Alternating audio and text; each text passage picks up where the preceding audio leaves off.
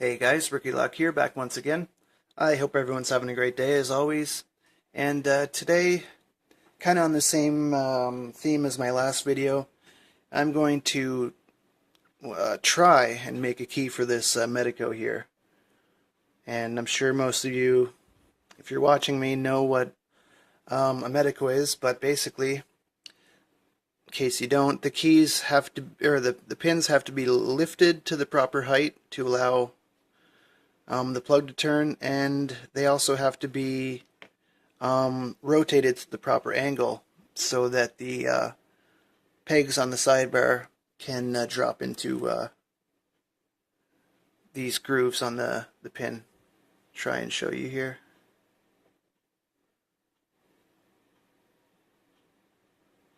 Okay, so we see the gate, they call that on the pin, and these can rotate in the chamber, and they need to be at the right angle so that these little little things on the sidebar can drop in. I guess you call it a fence or whatever. Just little nubs on the sidebar that drop into there. So kind of gives us two locking mechanisms, and it gives us a lot more work to try and make a key that works for this. But basically what I started with was, where are we here? This Silca CB 34R. And this is a Corbin 60 keyway. I don't have a Corbin on me nearby now, but so basically this key, which this is just awesome, the warding on the right side completely matches up with the warding on the right side of the plug. Doesn't get much better than that. That is just awesome. On the left side, we got some work to do. And I already took the liberty of getting this ready. I already marked my spaces and everything. But basically, actually we'll look at this from the back. All I had to do, oh my god, this camera. It's like it wants to focus, but... So all I had to do was grab the other key as well.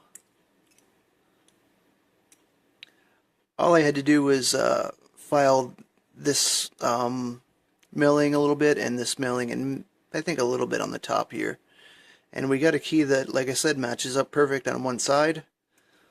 And that's a pretty good start because the key doesn't wiggle, so there's less chance of yeah, things moving around and not getting a good good shear line. So yeah, then after that I basically filed in the spaces, which gives me a good place to start. And I guess there's nothing else to do but just make our first cut. Gonna put first pin in, and we don't have to file too far on this one, and luckily enough it looks like it's a center cut. So we can see here how the holes are, the chambers are oblong, and they have a little pin on here so that the pins can only move this far. Forget 15 degrees or something like that. So we either have a left, center, or a right. Or left. Come on. Left, center, or a right. So this one being a center, we just have to file a straight V groove into the key. Not sure how this is going to work out, but I'll probably just cut and come back to see what I was able to do. Alright, stand by, guys. Alright, so that did not take long at all. Literally probably 2 minutes, not even. And one thing I did notice that you have to keep an eye out for is, even though your marks look like they're on center, if you have a pin, for example, your key's all the way in and your pin is not quite flush, and if you pull it out and it becomes flush, it means your mark is not on center. And that, I think, is because the chiseled, and that's exactly what it is, the chiseled tips on these pins are not on center. So that's one thing to keep an eye out for, and one thing to just keep testing when you, actually the pin would go this way, so even though my mark was on center, hopefully I can give you guys a better view of this.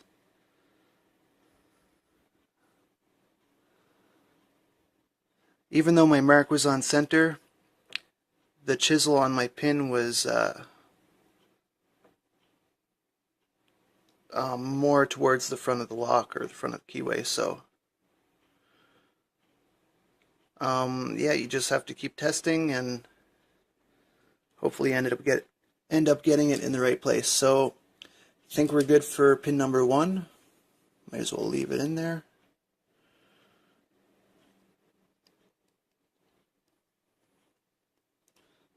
Yep.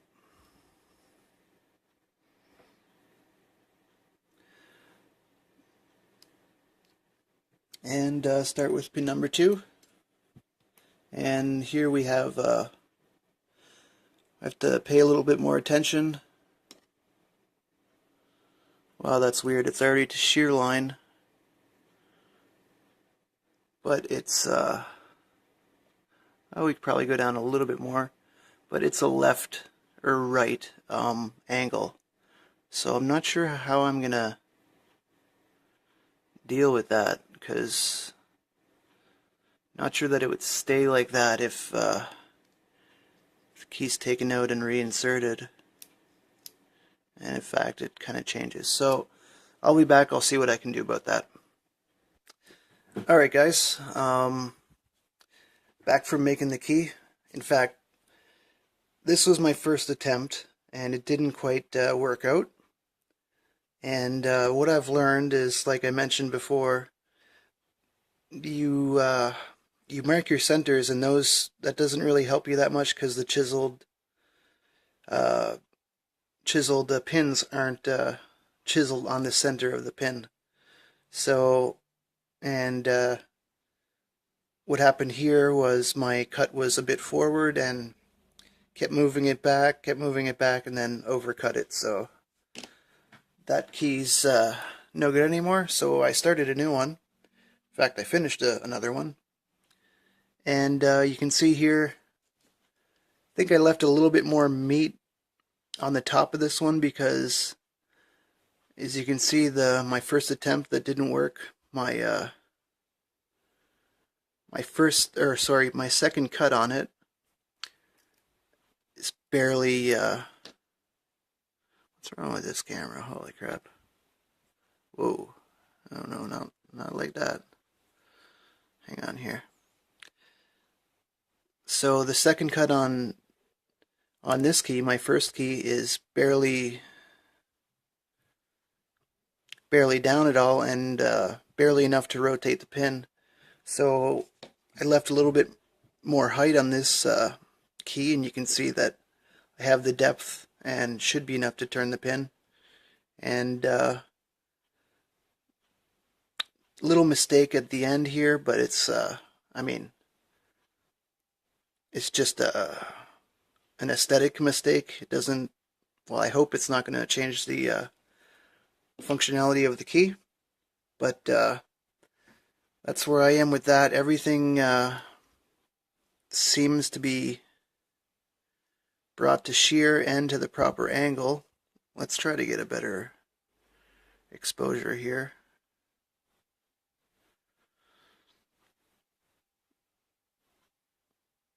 So everything looks to be the proper angle, looks pretty good. In fact, I do have a sidebar groove cut in here in my little plug, so, and it does work. Everything looks good, but still has to be tested. Just because everything looks good here doesn't mean it's going to work in the lock. I did try my best to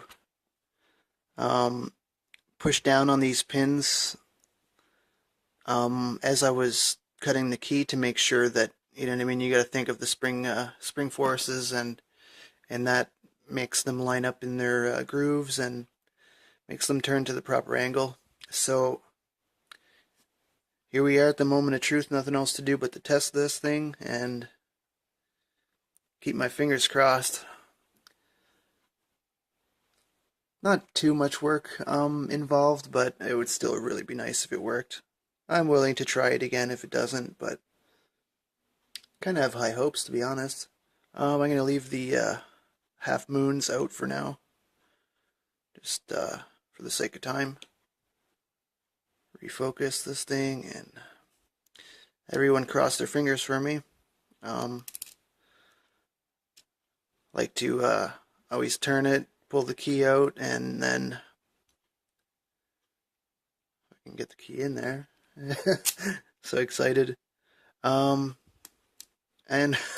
it works. A little rough. In fact, it stopped working there, but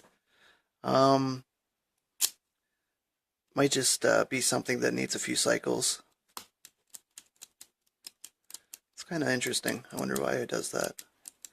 Everything looks good.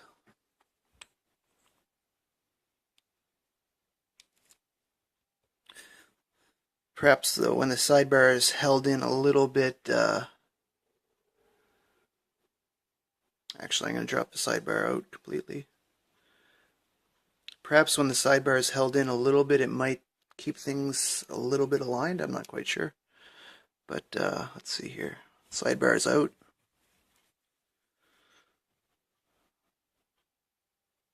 Let's get a focus, please. Please, camera, work with me.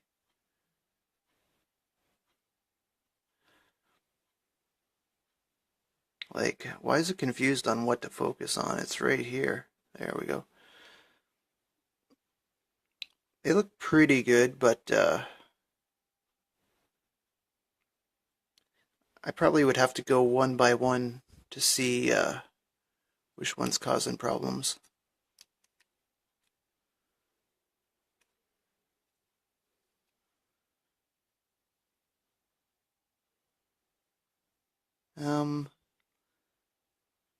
I doubt it would be a shear problem. It's probably a sidebar problem. Maybe number 2 and number 4. I'll have to take a closer look. But for now, I'm pretty happy with how this worked out. I've never made a key for a Medeco, so it's always a first for everything. And actually, sidebar goes right in right now, so I'm going to call this good. Might do some fine tuning. But yeah, feels pretty good to me. These keys are proven to be an awesome thing to have around. Yeah, I'm pretty happy with that. That's really cool. Actually, I'll put those half moons in afterwards. But yeah, hopefully you guys might have got a couple tidbits off of that, useful information. And maybe some people even found it entertaining. Appreciate you guys joining me on this one again. Those of you that have stuck around. As always, take care and don't give lockpickers a bad name. Take care, guys.